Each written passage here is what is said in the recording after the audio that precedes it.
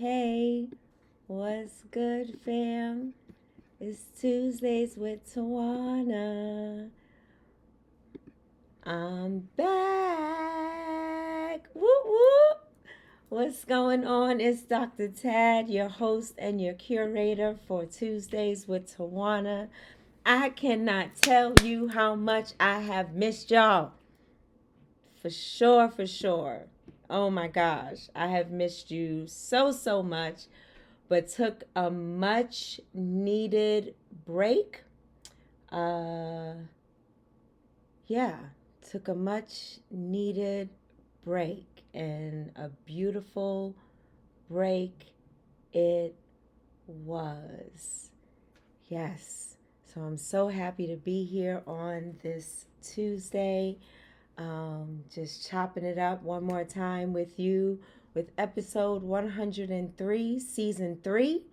We are on season 3, beloveds. We've been rocking together for a little bit longer than that, but when I started doing the podcast and moving it from Facebook Live to podcast versions, this is officially episode 103, season 3, Dr. Tad, Tuesdays with Tawana, building community, one episode at a time.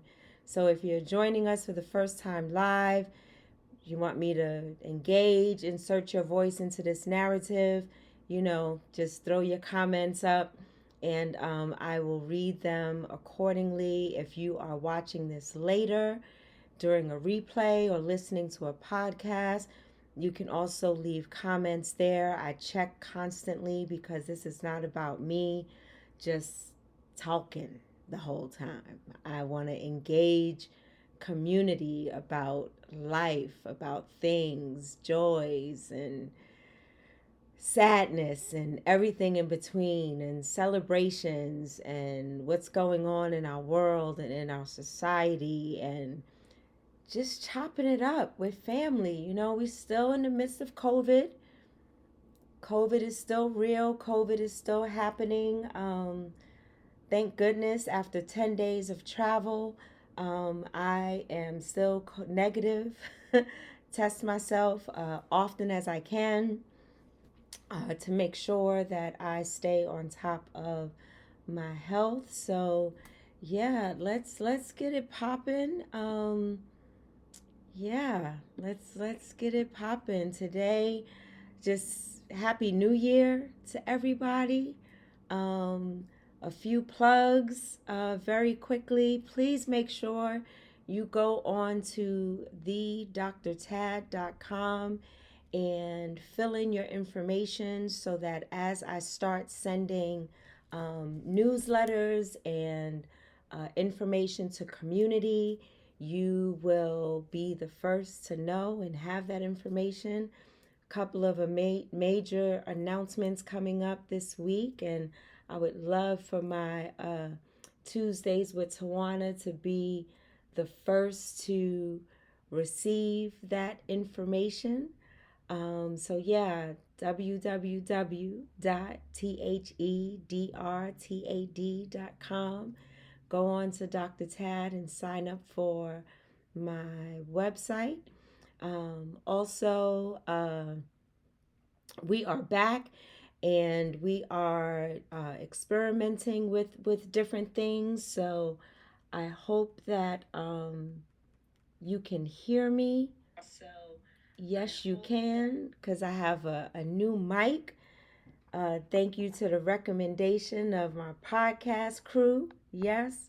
So let me know if the sound is okay and coming through all right.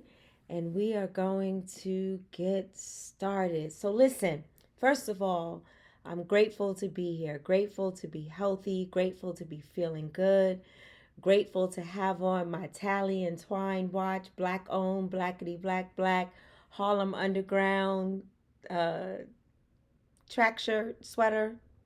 Yeah, Harlem, always representing Harlem. Wagner Projects in the building. Always got to do that. That's just a part of my, yeah, this the essence of this moment, remembering where I come from and how my past is a part of my present.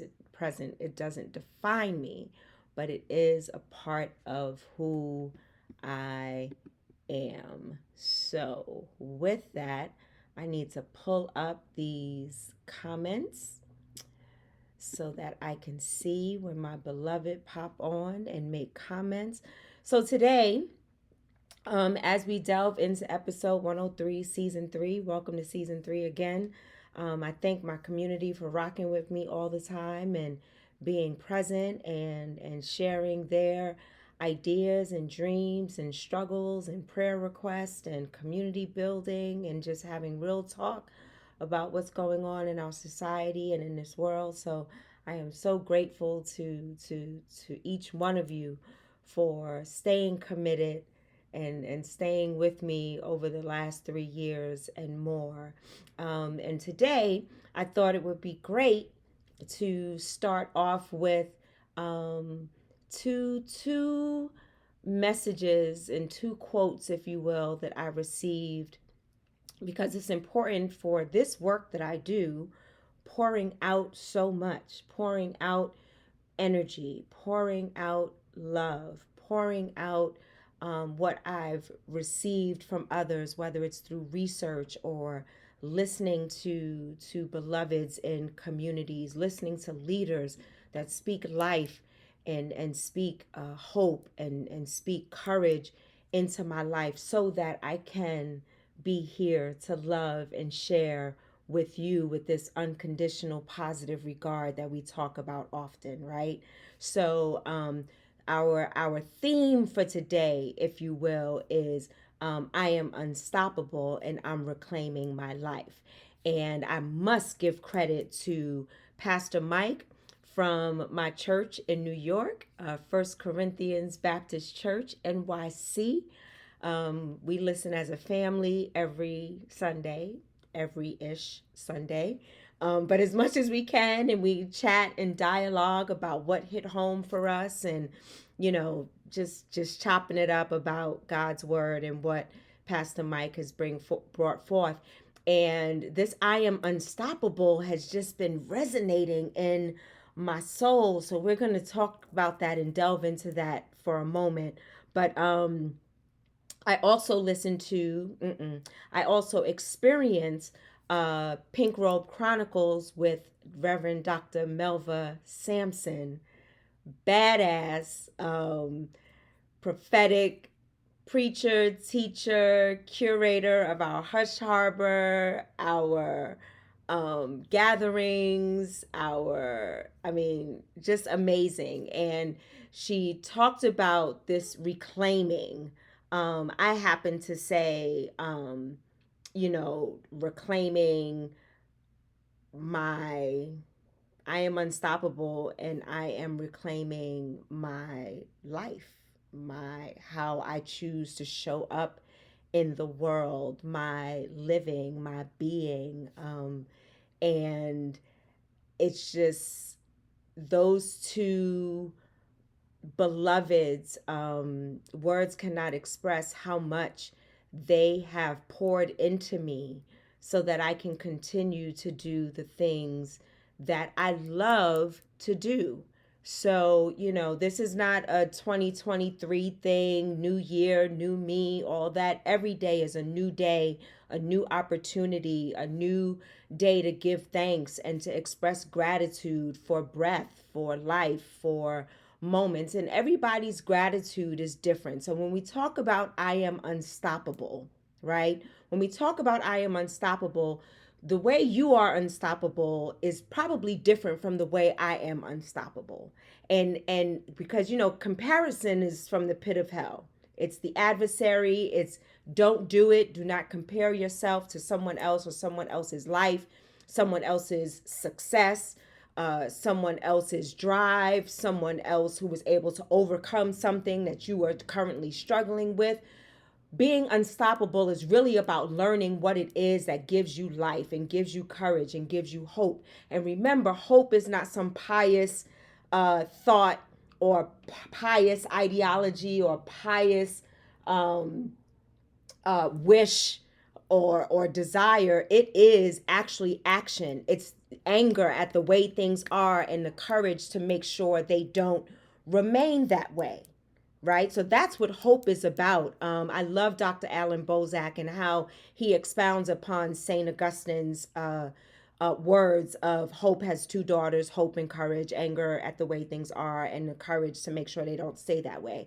So me being unstoppable is really digging into my essence, my soul. What is it that feeds me? What is it that keeps me whole? What is it that keeps positive energy around me? What is it that gives me the discernment to keep that positive energy around me? What is it that I need to say no to? What is it that I need to say yes to? What am I grateful for? No, I'm not grateful that I have metastatic breast cancer, yet I am grateful for the fact that I have an opportunity to see another day and to see the sunshine and to breathe. I am grateful for this opportunity to be online with you today. I am grateful, even though I may have some pain, because I have a fractured rib. I'm still healing from my fractured foot. I have neuropathy. I have other issues, and I have anxiety. I struggle with depression. All of these things, and yet I am still unstoppable because it is those things that I acknowledge, and then I can pour into those things to figure out what is it that is going to make me strong. What is it that's going to help me persevere? What is it that's going to help me to lament? What is it that's going to allow to create an opportunity for me to cry and to release and to let all of that negative self-doubt, self-talk go, and then pour into me, pour into my soul, into my heart, into my mind, those things that make me unstoppable. There are some who succumb to metastatic breast cancer, and folk are grateful because there's no more pain and suffering. There are some who have other ailments and other diagnoses that cause them pain every day. They may not be able to walk, they may not be able to see, they may not be able to write, but they are grateful for breath, or they're grateful to be around family. They have family and a village that is with them, or whatever it is, finding that unstoppable unstoppable essence that keeps you going. Now, as Reverend Dr. Tammy Denise talks about, we are not talking about this strong black woman trope, right? Because for me, a strong black woman is one who is able to be vulnerable and strong, to cry and to laugh, to acknowledge and experience pain and to heal. It's a both and, beloved. It's not that I always I'm here fronting for you like I'm okay and I'm in dire pain. No, when I'm in pain, y'all gonna know it. Y'all know there are times when I couldn't come on Tuesdays with Tawana because I had to take care of myself and I wasn't feeling well. That is still unstoppable because I have this unstoppable faith, this unstoppable availability for grace and for mercy and for peace and for healing and for covering and for provision. Those are the things that make us unstoppable, not some trope that the world tries to put on me and define me, because y'all know my favorite, Audre Lorde, if I don't define myself, I will then be crunched into other people's fantasies and eaten alive. So I need to define what is unstoppable for me. What am I grateful for? Who is my community? Who is giving me life? Who is speaking life? And removing those things that are um adverse to what I'm trying to do and to be and to become as a divine being as I am, right? So then when we talk about what Dr. Melva was talking about with this reclaiming, it's sort of like this Sankofa moment where I am going back to fetch it and bringing forth that which gives me life, that which my ancestors have taught me, that which my beloved community has taught me, those things that are around me that are constantly trying to be taken away, like the dehumanization of the Black woman, the lack of protection of the Black woman, the disregard of the Black woman, or the silencing of the Black woman. And I am reclaiming all of that, because when we are cared for, when we are centered, when we are use our voice in a powerful way, shit changes, things happen, things shift, because we are resilient. And this is not a badge of honor, where I put, a gold star on, like, yes, Tawana, you are resilient. Yes. No, nah, not that type of resilience. I don't want an award. I don't want a gold star, because actually y'all can keep it, because resilience comes from the adverse things that are happening that you have to work through and fight through and struggle through in order for you to be resilient, in order for you to live and not die at the hands of systemic ills and systemic racism and sexism and xenophobia, and the list goes on and on and on.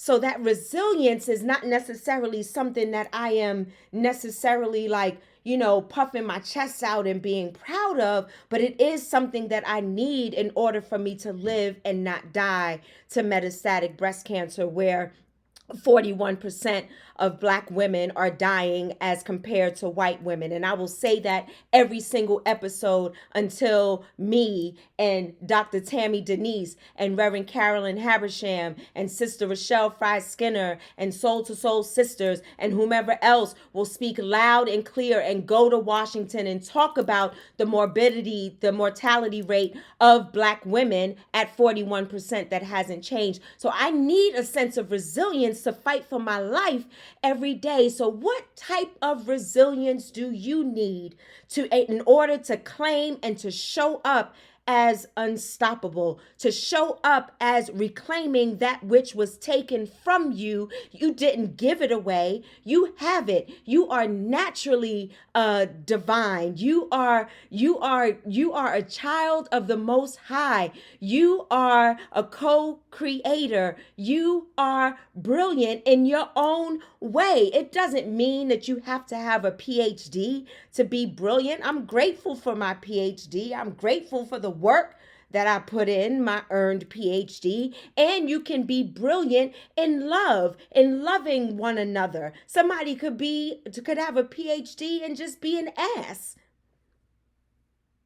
And that is not speaking life. That is not helping community. That's not lifting as we climb.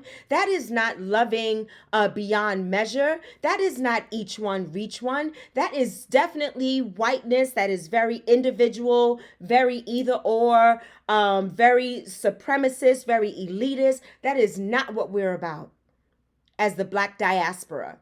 And again, I talk about the Black diaspora, right?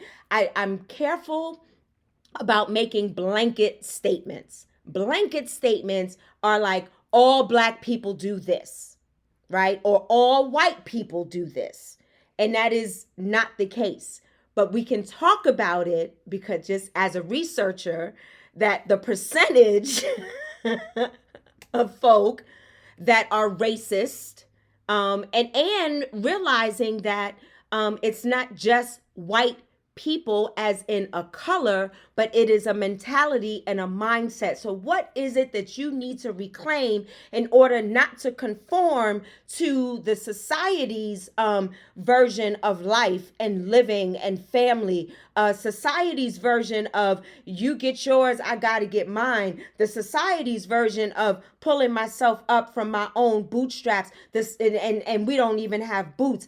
What is it that you need to combat, to come up against, to disregard the status quo and show up in your authentic Black self in order for you? Because if we focus on the Black diaspora, everybody benefits.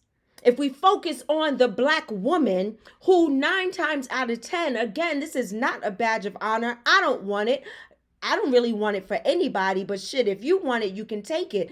The fight and the resiliency and the resistance and the activism and the power and the brilliance and how we are out there getting our PhDs. We are out there starting our own businesses. We are out there movers and shakers and being mothers, whether it's by birth or otherwise, or being Black femmes and Black thems and doing things to build community. And they're still wondering, how did we do it? How are we still alive? How are we still successful? How are we still tapping into wealth and generational wealth? How are we now politicians and being elected? How are we now being listened to and people are actually listening and receiving and responding accordingly to speak and to give life into this inhumane system and society?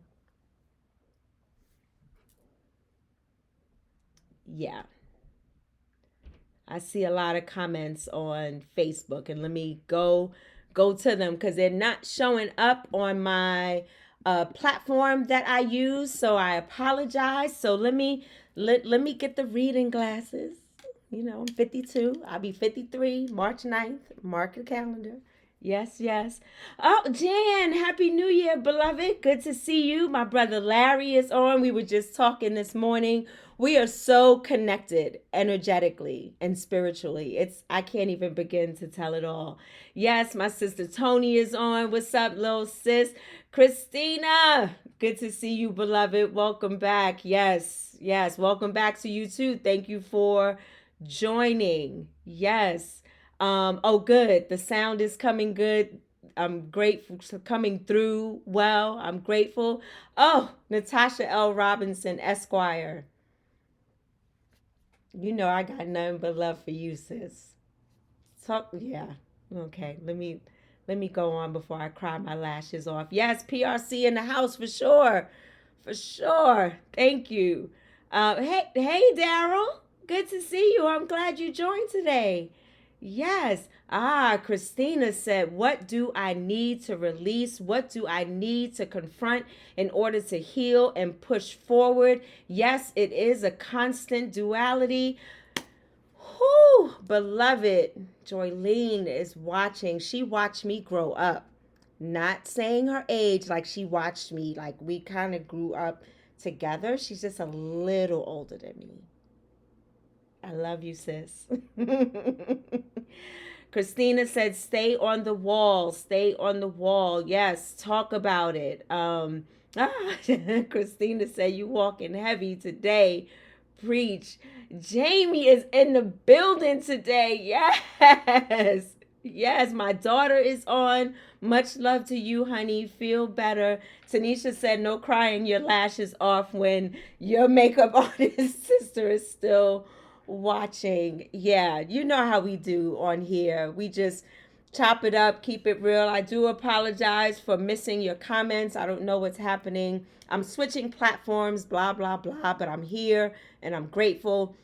So yeah, so what is it that we got to let go? What is it that we got to say no to? What is it that we can find and explore in our gratitude? Because our gratitude, it's not going to look like somebody else's. And what somebody else is going through, and I'll continue to use myself as an example because I have to use my own lived experience, right? So being a domestic violence survivor, I can come on here. I choose,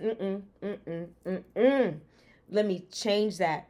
I choose to come on here because I share my story because I want someone else to live and not die at the hands of their perpetrator or abuser.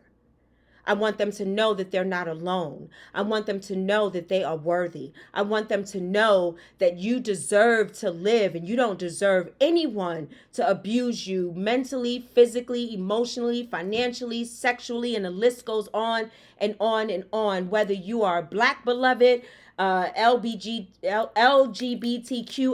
plus beloved, whether you are femme, whether you're them, whether you are us, whether you are you don't deserve it. So I talk about my situation because I choose to. There are other people that can't do that because they put themselves at risk, including me.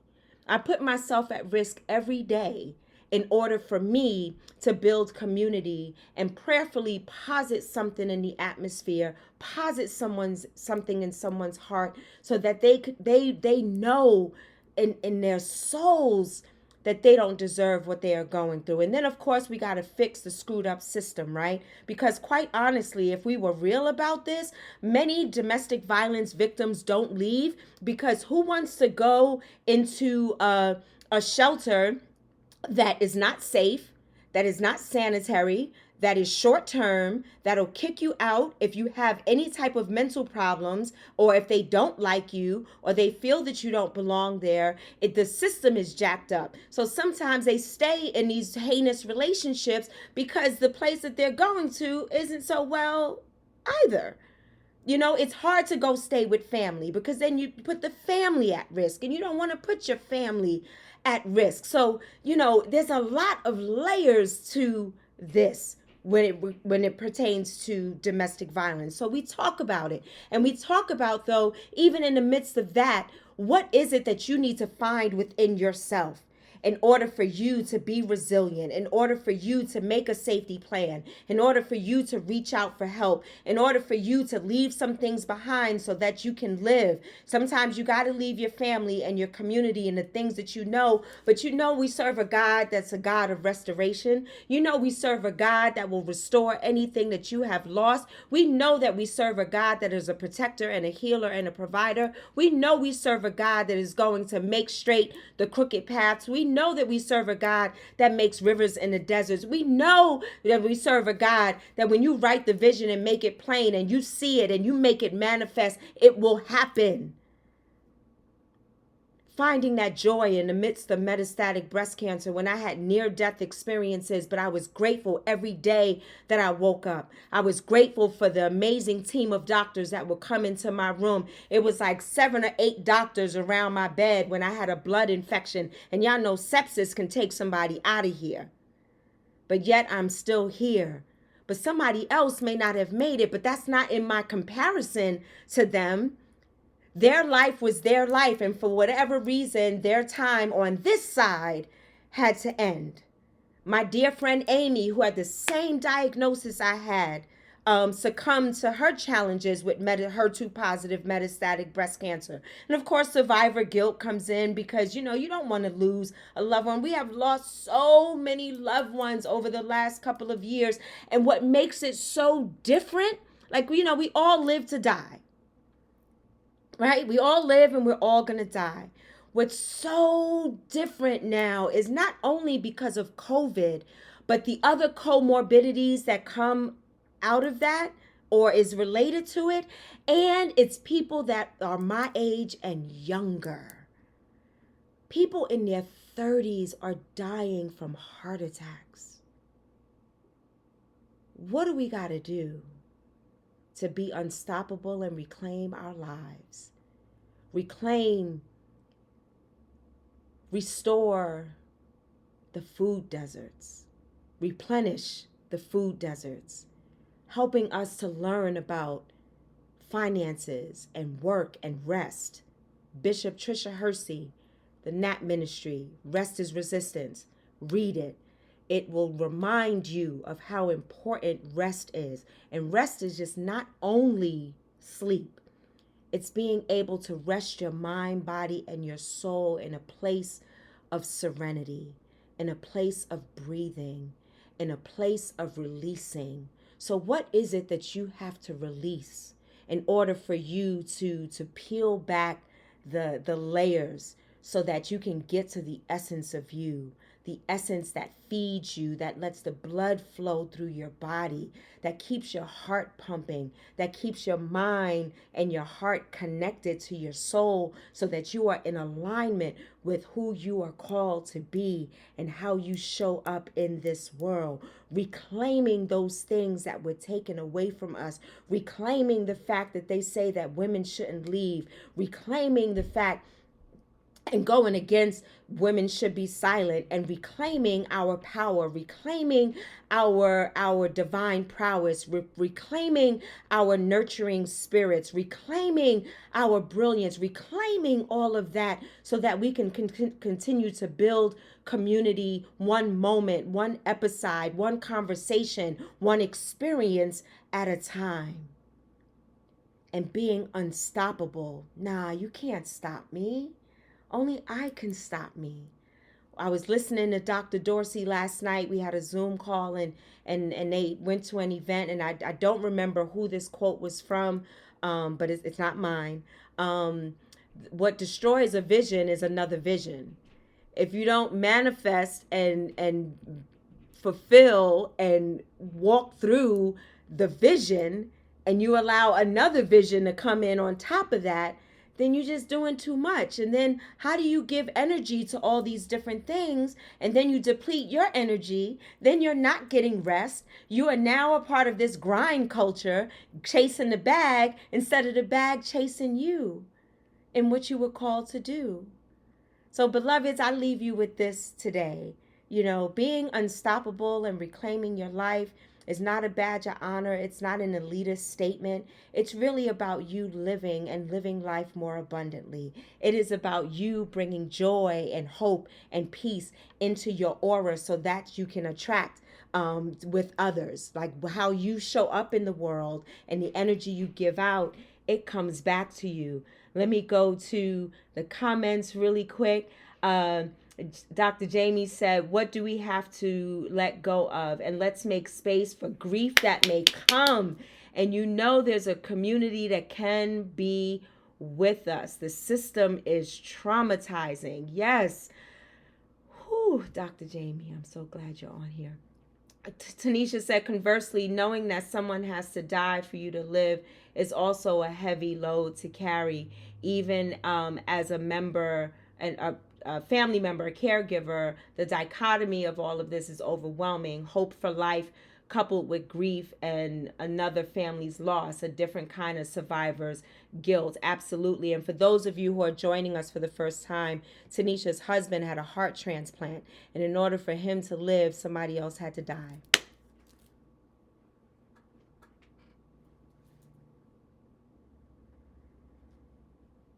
Dr. Gould, my buddy. Yes, so good to see you, beloved. Hey, Miss Odessa. No, you're not late. You're right on time, beloved. Right on time. Whew. Somebody had to die in order for folk to live. So what are you going to let go? And then in letting go, as Dr. Jamie said, there's a grief that comes along with it. Losing both of my breasts, there was grief that still comes along with that. Losing my hair and being restored, yeah, I'm restored now, but there was a grief that came along with that. Losing my weight and my agility and my energy, there's a grief that comes along with that. But you know what? Grief is about love. I'm grieving something because, or someone, because of the love that I have. And now I no longer have it. So what can I do in that loving space to restore and to heal and to work through, not get over it. Don't tell folk not to cry, get over it. No, you'll be all right. And it'll be 30 years this year on March 28th that my mama has been gone. 30 years. I was 23 years old when she succumbed to multiple myeloma.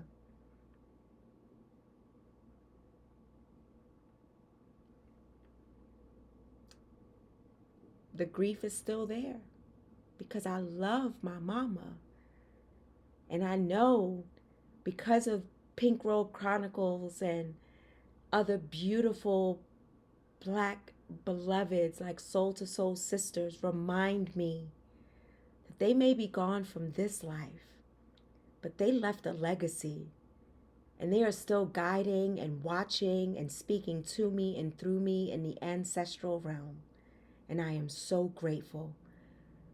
And if that's what it takes for me to be unstoppable and to reclaim my life, I am going to leave myself open to infinite possibilities and not let anyone dictate or tell me what I can and cannot do.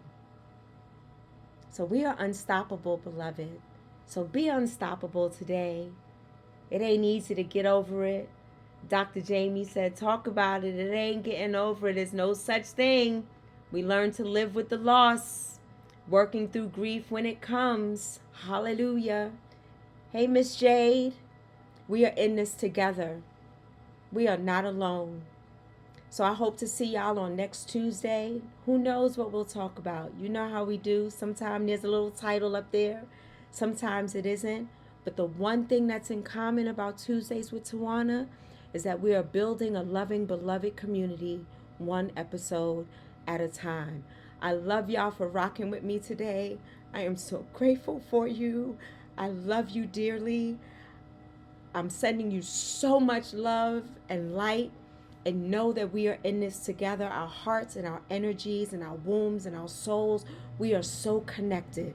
We don't even realize how connected we are. I love you. This is Dr. Tad. We're Tuesdays with Tawana. I love you dearly. Thank you for being a part of this beloved community. And I pray that I will see you next week. I'm out. Later.